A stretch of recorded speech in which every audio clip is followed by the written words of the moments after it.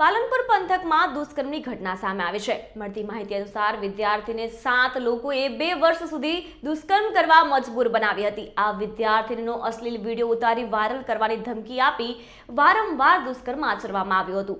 જોકે માનસિક રીતે ભાંગી પડેલી આ વિદ્યાર્થીનીને કોલેજ જવાનું બંધ કરી દેતા તેના પરિવારજનોને આ આખી વાતની જાણ થઈ હતી અને ત્યારબાદ પરિવારજનોએ હિંમત આપતા પાલનપુર તાલુકા પોલીસ મથકે 7 લોકો વિરુદ્ધ પોલીસ ફરિયાદ નોંધાવવામાં આવી છે।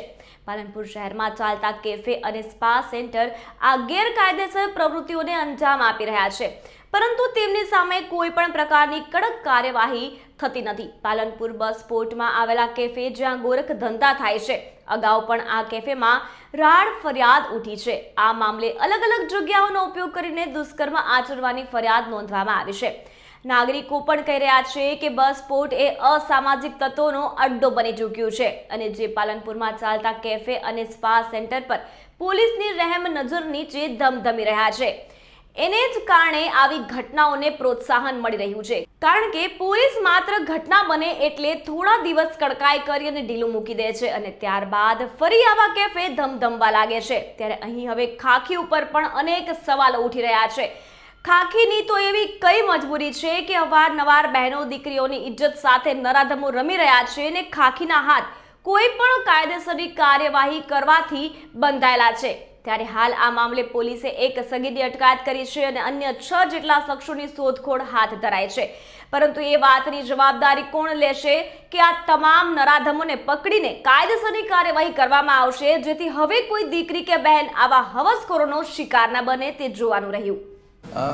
કઈ તારીખ 10/3ના રોજ આ કામે ભોગ બનનાર બેન તથા તેના કાકા હેમુભાઈ તથા તેમના બનેવી તથા આગેવાનો પોલીસ સ્ટેશન આવેલ અને તેઓએ અમને રજૂઆત કરેલ કે સાહેબ અમારો વિડીયો અમારી દીકરીનો આવી રીતે વાયરલ થયો છે અને અમારે આ વિડીયો ખાલી ડિલીટ કરાવવો છે, તમે અમને આમાં વિડીયો ડિલીટ કરાવી આપો અને અમારે આગળની કોઈ કાર્યવાહી કરવી નથી। જેવો અમારા ત્યાં બનાવ અમને જાણવા મળ્યો તરત અમે અમારી સી ટીમ દ્વારા તે દીકરીનું કાઉન્સેલિંગ કરવામાં આવેલું। અમે તાત્કાલિક આ બાબતે ઉપરા અમારા એસપી સાહેબ છે તેમને જાણ કરી, અમારા ડીવાયએસપી સાહેબને જાણ કરવામાં આવી અને તેમની સૂચનાથી દીકરીનું કાઉન્સેલિંગ કરવામાં આવ્યું, તેમજ એમના જે કાકા અને એમના બનેવી અને આવ્યા હતા તેમને સમજ કરવામાં આવી કે આવા બનાવો બનતા રોકવા માટે આપણે આગળ આવવું પડે અને તમારે પોલીસ તમારી સાથે છે, પૂરેપૂરો સહકાર, તમને જ્યાં પણ જરૂર પડશે અમે બંદોબસ્ત આપીશું, પણ તમે બિલકુલ ગભરાઓ નહીં। અને એમને અમે અમારા એસપી સાહેબની સૂચનાથી દીકરીને સમજ કરી અને આ કામે આગળની ફરિયાદ લેવામાં આવેલી છે। આ બાબતે દીકરી સાથે અલગ અલગ રેસ્ટોરન્ટ હોટલોમાં 5 થી 6 જગ્યાએ તેનો બીભત્સ વિડીયો કે જે એક આરોપી જુવેનાઇલ છે તેને ઉતારેલો અને તે વિડીયો તેને તેના બીજા મિત્રો રાહુલ સામળભાઈ ફોક, દીપકભાઈ નરસંગભાઈ ફોક, શુભમભાઈ ઘેમરભાઈ ઉતડિયા,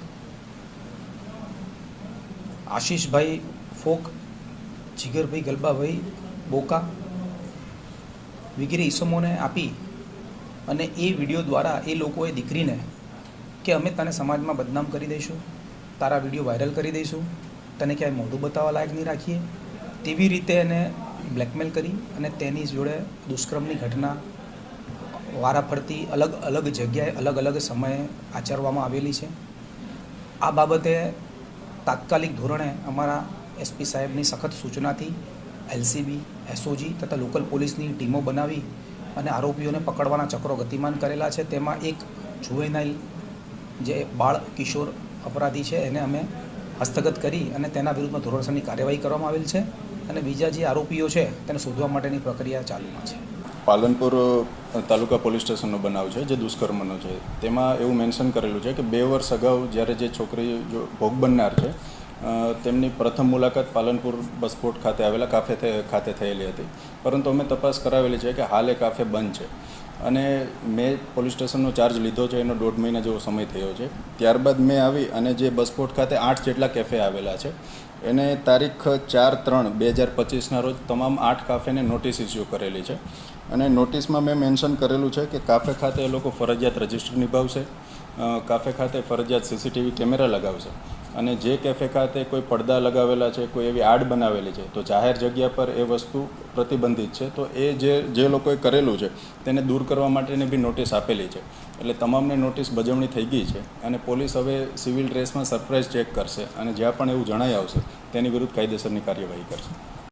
પાલનપુર ખાલી બસ સ્પોટ જ નહીં, પાલનપુરની અંદર ઘણી બધી જગ્યાએ આ ધંધા ચાલે છે અને એમાં કેટલીય છોકરીઓ અને છોકરાઓ એમાં અંદર જઈને બેસતા હોય છે. ઘણા બધા નાસ્તો કરવા પણ જાય છે, પણ ઘણા બધા બીજું બધું ધંધા પણ ચાલતા હોય છે.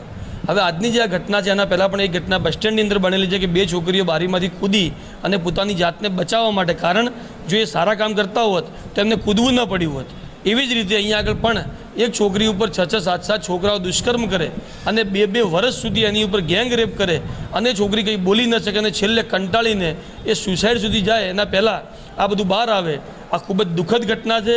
જે પણ લોકો આમાં સંડોવાયેલા છે અથવા જે લોકો છોકરીઓની છેડતી કરે, છોકરીઓના પાછળ જાય છે અથવા કોઈ પણ રીતે છોકરીઓને નુકસાન કરે છે, આવા લુખ્ખા તત્વોને પોલીસ દ્વારા પકડીને એમને પાઠ ભણાવવો જોઈએ અને સમાજના જે જાગૃત નાગરિકો છે એ લોકોએ પણ આ બાબતે તંત્રનું ધ્યાન દોરવું જોઈએ.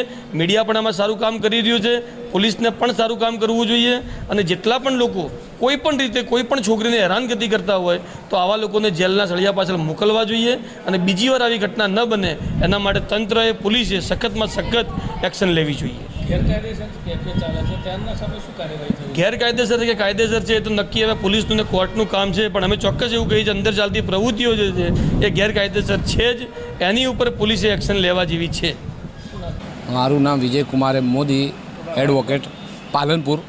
મારી ઓફિસ C1 બીજા માળે નવા બસ સ્પોટમાં આવેલી છે. છેલ્લા 2 વર્ષથી અમે અહીંયા ઓફિસમાં, મારી ઓફિસ છે અહીંયા, ઘણા સમયથી છોકરા છોકરી કોલેજના આવે છે અને કઢંગ અશ્લીલ હરકતો કરે છે. અમે આ બાબતે વારંવાર કહેલું, પણ આ કોઈ છોકરા છોકરીઓ સાંભળતા નથી. પોલીસ પ્રશાસનને પણ જાણ કરેલી અને પોલીસ આવી હતી ત્યારે 2 છોકરીઓ મરી ગઈ હતી. આવી સિરિયસ મેટરને ગંભીર બાબત હોવા છતાં વારંવાર છોકરા છોકરીઓ નિશ્ચિતપણે ફરે છે. આ પ્રશાસનની મોટી ભૂલ કહેવાય. પોલીસે આ બાબતે તાત્કાલિક પગલાં લેવા જોઈએ અને પ્રજાએ પણ જાગૃત થવું જોઈએ.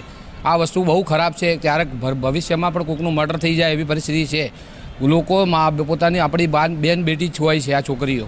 આ બધું જોવું જોઈએ, આપણી પ્રજાએ જોવું જોઈએ. અને અમે બસ સ્પોટમાં કેફે પણ ચાલે છે. આ બધા ખોટા કૂટણખાના બધું ચાલે, એવું બધું બહુ ખરાબ પ્રવૃત્તિ ચાલે. અમે તો જોવા નથી ગયા, પણ અમને સાંભળ્યું છે કે અહીંયા બધું ખરાબ પ્રવૃત્તિઓ ચાલે છે અને આ વસ્તુ રોકવી જોઈએ. શું માંગ કરો છો તમે આ બાબતે? આ બાબતે અહીંયા અસરકારક પગલાં જોઈએ. પોલીસ ચોકી હોવા છતાં પોલીસ અહીંયા કશું કરતી, રેડ નથી કરતી. અહીંયા સિક્યુરિટી હોવા છતાં કોઈ સિક્યુરિટીવાળા આવતા નથી અને કશું થતું નથી. બધું ફેલ છે, પ્રશાસન ફેલ છે આખું. શું નામ તમારું? મારું વિજય કુમાર મોદી, એડવોકેટ, પાલનપુર.